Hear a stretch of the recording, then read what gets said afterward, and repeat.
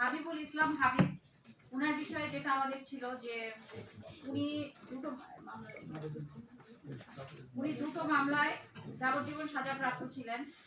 যেটা বলা হয়েছিল যে যদি কেউ দণ্ডিত হয় কোনো বিষয়ে, তিনি তার দণ্ড 5 বছর মনে হয়, তাই না? এরকম 5 বছর পর্যন্ত নির্বাচন করতে পারবে না। যাই হোক, তারপরে উনি যেটা আমাদেরকে যে ডকুমেন্টসগুলো দেখিয়েছেন সেটা হলো যে হাইকোর্টের আপিল নাম্বার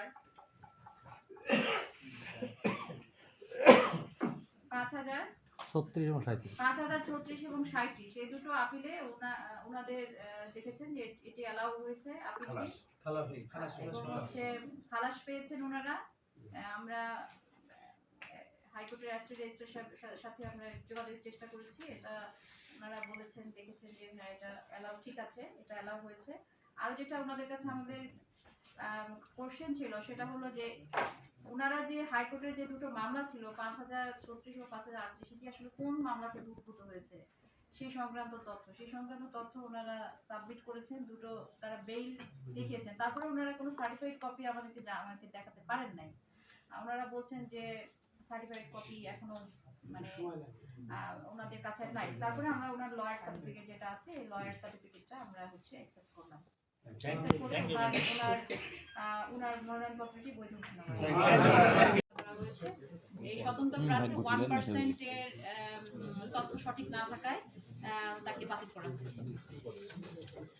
সাতক্ষীরা 2 আসনে মোট আমরা 8টি মনোনয়নপত্র জমা পেয়েছিলাম। 8টি মনোনয়নপত্রের মধ্যে আমরা একটি মনোনয়নপত্র বাতিল ঘোষণা করেছি, কারণ এখানে জাতীয় পার্টির যিনি মনোনয়নপত্রে ওনার দলীয় যে মনোনয়নপত্রটি দিয়েছিলেন সেটি কমিশন কর্তৃক অনুমোদিত মহাসচিবের নয়, এই কারণে তার মনোনয়নপত্রটি বাতিল ঘোষণা করা হয়েছে। এরপরে আমাদের সাতক্ষীরা 3 আসনে মোট 8টি আমরা মনোনয়নপত্র আমাদের কাছে দাখিল করা হয়েছিল। এই 8টির মধ্যে মোট 4টি মনোনয়নপত্র বাতিল করা হয়েছে আর 4টি বৈধ ঘোষণা করা হয়েছে। বাতিল মনোনয়নপত্রগুলো 3টি মনোনয়নপত্রে 1% যে ভোটারের যে তথ্য, এই ভোটারের তথ্য সঠিক না থাকায় বাতিল হয়েছে, এবং আরেকজন জাতীয় পার্টি ওয়েস করিনি যে ইসলামী আন্দোলন বাংলাদেশ, ওনার হলফনামা যেটি ছিল সেটি স্বাক্ষরবিহীন একটি হলফনামা ছিল, সে কারণে ওনারটা বাতিল হয়েছে। এবং সাতক্ষীরা 4 আসনে আমাদের কাছে মোট 7টি মনোনয়নপত্র আমাদের কাছে দাখিল হয়। এই 7টি মনোনয়নপত্রের মধ্যে 3টি মনোনয়নপত্র বৈধ ঘোষণা করা হয় এবং 4টি মনোনয়নপত্রকে বাতিল করা হয়। তার মধ্যে একটি মনোনয়নপত্র হয় তিনি ঋণ খেলাপি ছিলেন, আরেকজন তার ইউটিলিটি বিল, বিশেষ করে বিদ্যুৎ বিল পেন্ডিং আছে, এই জন্য বাতিল হয়েছে। আরেকজন আছেন ওনার 1% যে ভোটার তথ্য সেটি সঠিক না।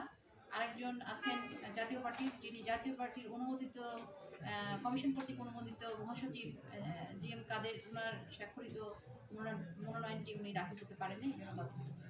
তো মোট আমাদের কাছে মোট 29টি মনোনয়নপত্র দাখিল হয়েছিল। এই 29টি মনোনয়নপত্রের মধ্যে আমরা মোট 19 জনের, 4টি আসনে মোট 19 জনের বৈধ ঘোষণা করা হয়েছে এবং 10 জন বাতিল হয়েছে।